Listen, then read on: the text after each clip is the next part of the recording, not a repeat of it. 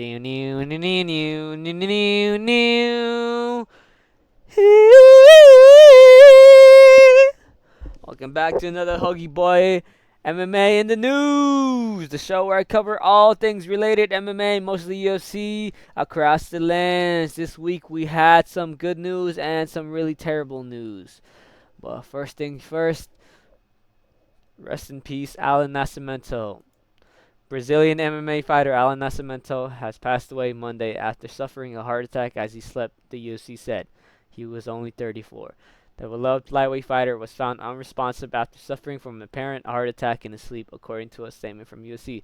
Despite the efforts of the responding medical team, he was pronounced deceased at the scene. The UFC continued, "Our thoughts and deepest condolences are with Alan's family, friends, teammates, and loved ones during this incredibly difficult time, man." Yeah, man, Alan Nascimento passed away from a heart attack at the age of 34. Very sad news, man. Very sad news. It just goes to show that young or old, anyone really can get a heart attack, dude. And it's important that you go get your yearly doctor's visits and check up on yourself, man, because this could happen to anyone, man. But yeah, dude, Alan Nascimento, very young, very talented, and it's very sad that we lost him at 34. But yeah, man, he was a sick fighter. He was a sick fighter. He had sick fights. He had a sick style. And yeah, very sad news. And again, like the UFC said, condolences to his family, friends, and teammates. I know Charlie Olives and other great MMA fighters were his friends and even teammates and family. But yeah, dude, very sad news. And rest in peace, Alan Nascimento. You will be missed. In other news, we got Rodriguez versus Silva. Rodriguez versus Silva for UFC Noche headlining. Basically, Ball versus Gobbledygloop. I forgot the other demonic figure's name, but yeah, dude, Rodriguez versus Silva. Rodriguez coming out of his decade, millennium, once in the millennium fight. I forgot the last time he fought. He fought who did he fight?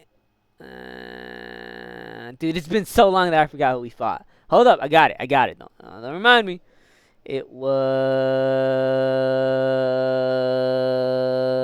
don't. I got it. Patsy, no, not Patsy. Patricio, right? Or one of the Pitbull Bros. One of them. Last time he fought, it was that long ago. I think that was like a year, dude. And now he's finally fighting Silva. Don't really know who I want to win. I kind of do not like both of them, but they both have really sick styles, so it's gonna be an epic fight. Could be a first round finish, could be a 5-round war. Who knows? But yeah, dude, Rodriguez versus Silva. I kind of want Rodriguez to lose because this dude rarely fights. He fights every millennium. But I also kind of want Silva to lose. Because he's kind of an IDF soldier, there's nothing wrong with that, but but Rodriguez Silva. I guess I'll give my early prediction. This is a really dangerous fight for both of these guys. Rodriguez has really cool taekwondo. He's got them spinny kicks, got them spinny elbows, got them spinny head kicks, spinny everything, man. Spinny everything. He's really dangerous other than his hands. He's got pillow-fisted hands, so Silva doesn't have to worry about that. But his kicks are really quick and dangerous, dude. So Silva could get head kicked, man. His head could fly into the moon. But Silva, on the other hand, he's just a marauder, dude. He goes forward. He's really dangerous. He's got dangerous hands. He's got power. He's got dangerous elbows. He's got dangerous kicks, man. His kicks are really fast and quick, like a baseball bat. But if I'd had to say who would win, I'd probably choose Silva. I might change my mind, but I don't know, man. Rodriguez hasn't fought in a long time, but who knows? Maybe he's got something up his sleeve. And Silva, he could maybe take him down, right? He could maybe take him down, but I doubt that. He's kind of a clip merchant, so he's gonna want to get some clips. I don't know, man. I don't know. Realistically, this is kind of a 50-50 fight. Usually, if you try to stand with Rodriguez, it's pretty bad. Even Volkanovski, who's a really good striker, couldn't handle him on the feet and had to take him down. So who knows, dude? We'll see if Silva tries to keep this standing, or if maybe he caves in and goes for a takedown. But yeah, dude, UFC Noche, we got Rodrigo Silva. I think on that card is also going to be Mana Fariat versus Alexa Grasso, and I think KG is going to be on that against, what was his name? Belarusi? I think that guy.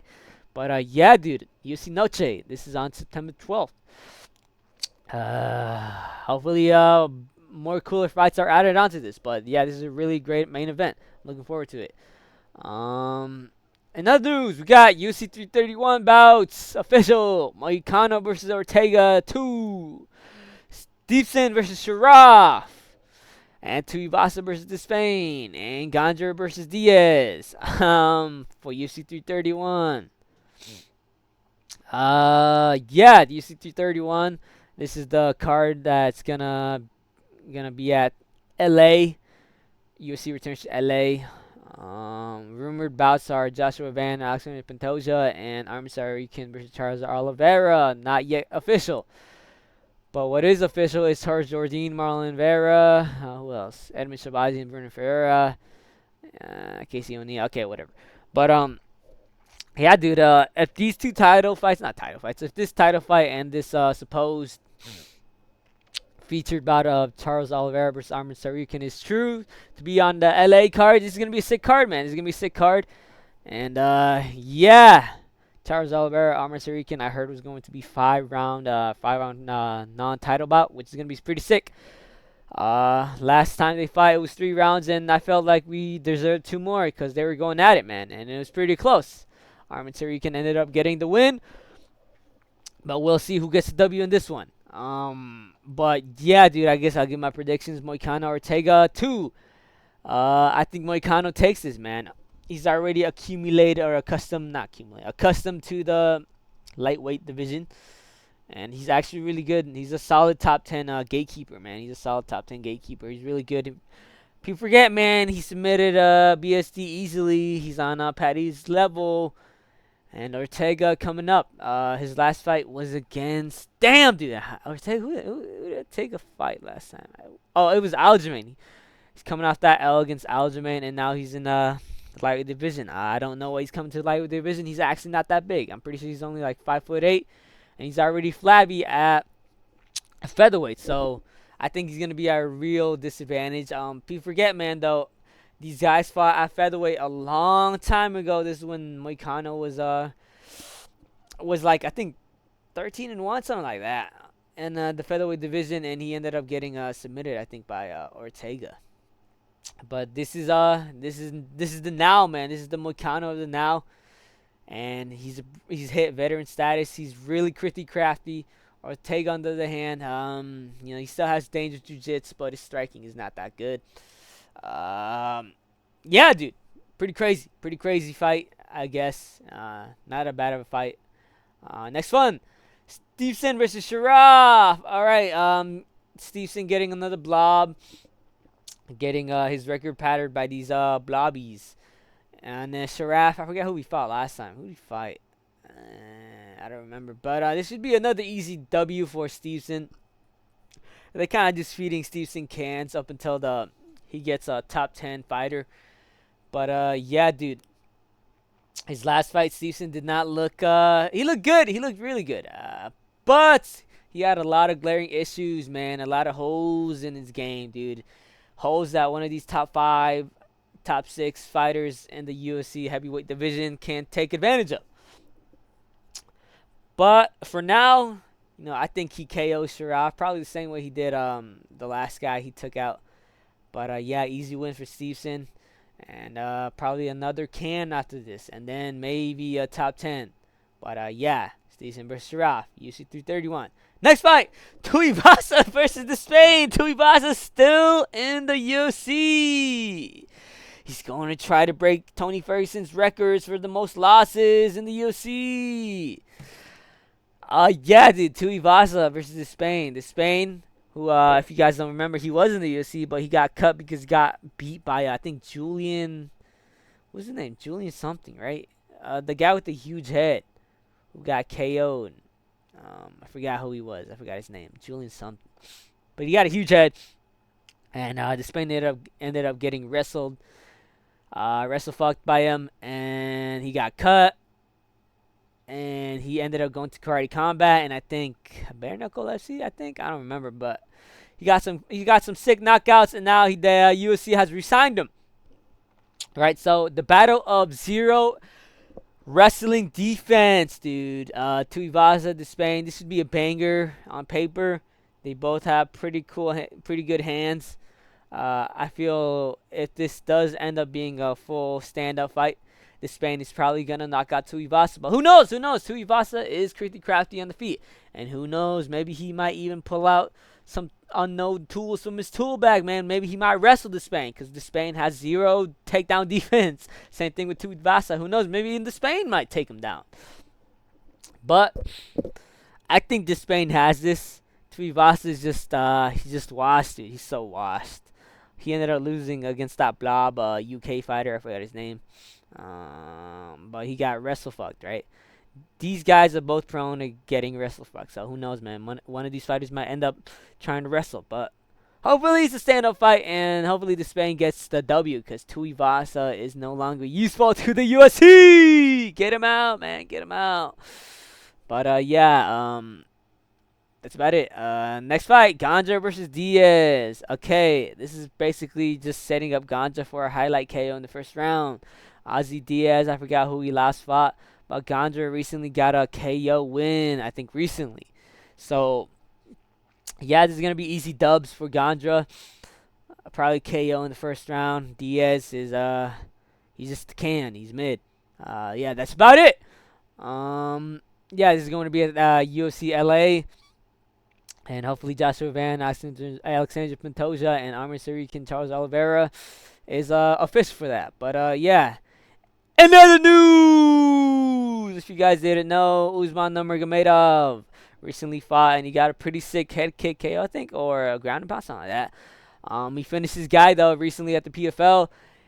And Dana White had this to say about him. Usman Nurmagomedov's contract, I think, has ended with the PFL. So this is what Dana White has to say about it. And last one for me, Usman Nurmagomedov. Hold up, let me put the volume up. And last one for me, Usman Nurmagomedov has finished his contract with PFL. Is that someone you'd be interested in signing and bringing to the UFC? Sure. Cool. Dana. Yeah. Here. Look at that smile, man. Look at that smile from Dana White. And then he also responded to this tweet with a happy face emoji. Yeah, dude, Usman Nurmagomedov. It seems that him and the UFC are, pretty close in negotiations to signing a contract, dude. Dana White usually doesn't answer these questions of whether, if they signed a really good fighter from another organization. He usually says, yeah, man, he's a great fighter, man. But we don't know. We'll see. We're always open to it. But this time around, he has a big old smile on his face, the bald fuck. So it seems that Usman Nurmagomedov might be in the UFC sooner rather than later. Yeah, Usman Nurmagomedov, one of the Nurmagomedov clan family members. He's really good. He's young. Pretty sure he's like 28. And in the lightweight division. So, if he does come to the UFC soon, I think like this one fella says, put him up against Paddy Pimblett. Or someone else in I don't know. Maybe put him up against Bobby Green. Who knows? But this fight would be sick. And, yeah, that's about it. Usman Nurmagomedov. I guess, PFL, MVP are collabing. They're becoming one. We're going to take MVP's name, though. And Usman Nurmagomedov maybe sees a way out after his contract ended. Yeah, now that there's no one at the lightweight division, like no Nurmagomedov, like Islam, he could go into the UFC and fight. But, yeah, that's about it for that. Usman Nurmagomedov could be in the UFC soon. Another news, we got Ian Garry and PETA. PETA? Is it PETA, right? It's PETA. doing a collab, man. Doing a collab on not eating meat, man. Let's see it. Let's see it. Best. For me, it starts with what I put in my body. Before I was plant-based, I was strong. But now, I'm on another level. Because strength isn't just power. It's clarity, endurance, discipline. I recover faster, move smoother. This is what peak performance feels like. My body works better. My mind is locked in. I'm not just fighting opponents, I'm fighting limits. To be the best version of me and the best athlete out there. This is the future. And the future is powered by plants. Soy boy alert. We got a soy boy over here. Ian Garry just keeps on giving us shit to hate him on for. Not that, you know, not eating meat is bad, but this is just Ian Garry, and then this is also PETA. What a soy organization. Ian Garry over here promoting veganism. Dude, I cannot believe this guy's fighting for a title. How is he fighting for a title? Oh my god. But yeah, dude, I guess, you know, he's getting all this promotional stuff out for his fight against Islam Makhachev. This guy does not eat meat. It mostly has to do with his wife's ex-man feeding him this diet, this vegan soy diet. Dude, man. Ian Garry's so soy, man. I don't know. What else could I say, dude? Ian Garry's lame. And if he wins the championship belt this, I think it's this month, right? If he wins it this month, then, you know, it'll be very crazy. It'll be very crazy that we get our very first vegan championship. Ian Garry. Yeah, dude. I don't know who I want to win, dude. I think I might go for the Islam Makhachev, dude. I think I might go for Islam Makhachev to choke out Ian Garry. And I hope he eliminates and sends him out to the moon. But yeah, dude. Ian Garry promoting veganism. He's soy. But yeah, that's about it. Ian Garry's lame. We got some new UFC bouts for U331. And yeah, rest in peace, Alan Nascimento. But yeah, that's about it. See you this weekend.